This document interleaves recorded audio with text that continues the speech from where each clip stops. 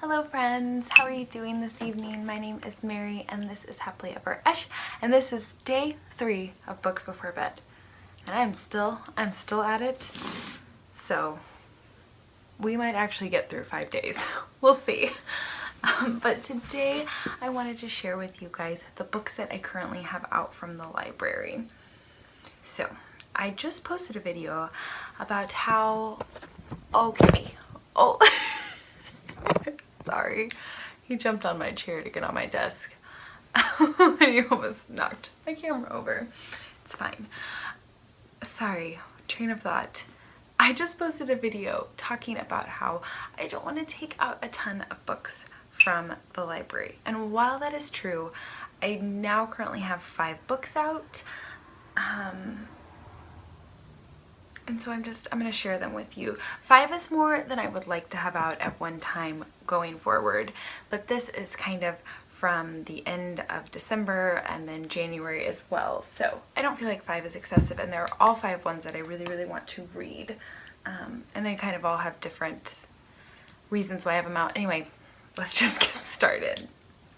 So the first one that I have out was an impulse pickup, but one that I'm really excited about, and I plan to start reading tonight actually after I get done filming this video, and that is Signs for Lost Children by Sarah Maas.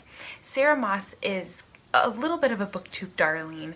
She has the Title Zone that came out a couple years ago that was a lot of people's favorite read, and so this is a part of a trilogy, a very loose trilogy. I know it's not one that you have to read in order, and I actually think that this is the 3rd one that was published in this very loose trilogy.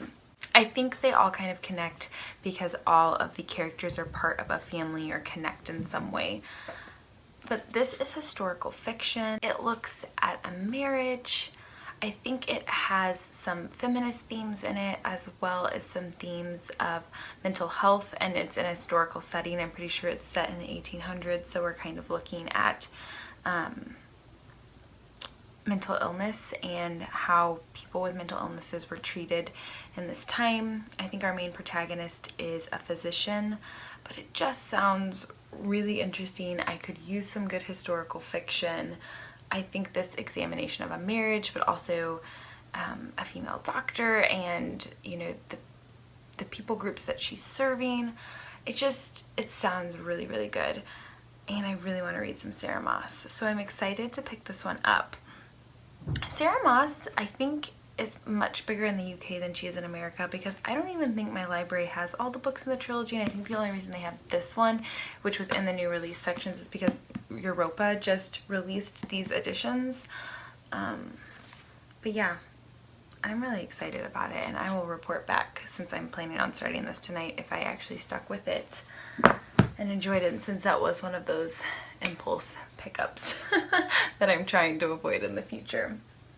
The next one that I have is The Girl in the Tower by Catherine Arden, and this is the 2nd book in, I don't know what the series is called, the Winter's Night trilogy, I'm not sure. The first book was The Bear and the Nightingale, which I got for Christmas, and I just read and loved. It's very dreamlike and very beautiful, but I also thought it would be something that I would forget a lot of the details, just because the atmosphere is so dreamlike and kind of almost has this fairy tale feel. So I wanted to go ahead and pick this 2nd one up right away, and I do plan on reading it soon, but I really loved the first one, so I'm excited to get to the 2nd one. And when I put this one on hold, because I thought that there would be a pretty long wait list for it, but there wasn't, so that's exciting. So I got it right away, which I'm glad for. But I'm currently reading the 2nd book in the Queen of the Tearling series, The Invasion of the Tearling, and I don't really want to be reading 2 fantasy novels at the same time. So when I'm finished with The Invasion of the Tearling, I'm going to pick that one up. And then the rest of these are non-fiction books. The first of those being The Private Lives of Tutors by Tracy Borman, and I picked this up because Robin over at the Driftless Reader has a historical fiction book club, but for February she chose a nonfiction read, and this is a nonfiction book all about the Tutors. Uncovering the Secrets of Britain's Greatest Dynasty. I've never read a book about the Tudors. I know very little about English monarchs, and this just sounds like something that I want to read and learn more about. And so it was, again, one I just put on hold and wanted to have it ready for February when Robin's Book Club started reading this one. Another nonfiction that I put on hold because I saw on someone's channel, and I cannot remember his name, but I'll put his channel up here because I really like the books that he picks out. Always a lot of interesting picks. And that is Border, A Journey to the Edge of Europe by Kapka Kasabova. Isn't this cover so beautiful? And I'm just going to read the back of this for you because I'm not going to explain it well. When Kapka Kasabova was a child, the border between Bulgaria, Greece, and Turkey was rumored to be an easier crossing point into the west than the Berlin Wall, and it swarmed with soldiers and spies. She remembered playing on the beaches of the Black Sea, only miles from where an electrified fence bristled, its barbs pointed inward toward the enemy, the citizens of the totalitarian regime.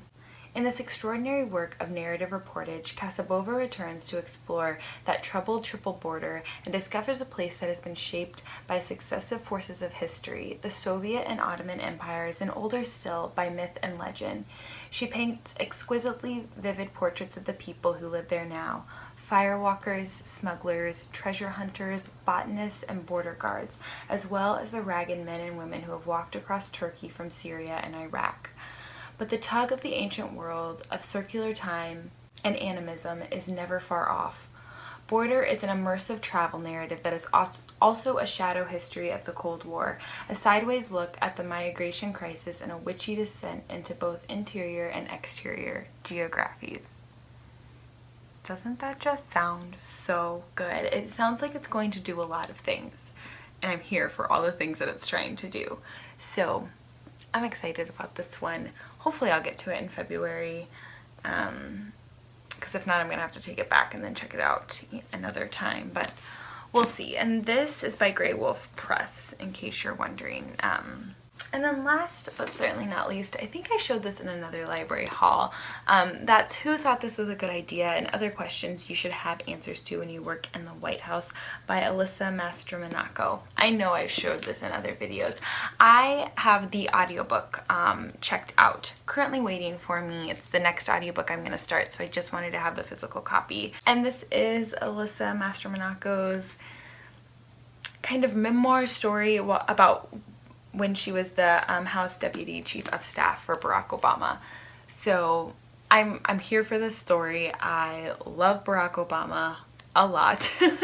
And Alyssa actually reads the audiobook, so I'm so excited for that as well. So yeah, I'm really ready to pick this one up and start listening. So that's my rather reasonable, if I had to say so myself, book haul from the library. All ones I'm really excited to read. If there's one that I don't get to, it's probably unfortunately going to be Border, just because I have two other nonfictions I'm reading this month, and so I don't know if I'm going to fit this as a third. If I can keep it in my possession and recheck it out if there's no holds, I will do that, but if not, it'll have to go back. But hopefully I can get to the other four, so we'll just have to see. I would love to know if you've checked anything fun out from the library recently. Please share it down with me in the comments below, and I will hopefully see you tomorrow night for another Books Before Bed video. Bye.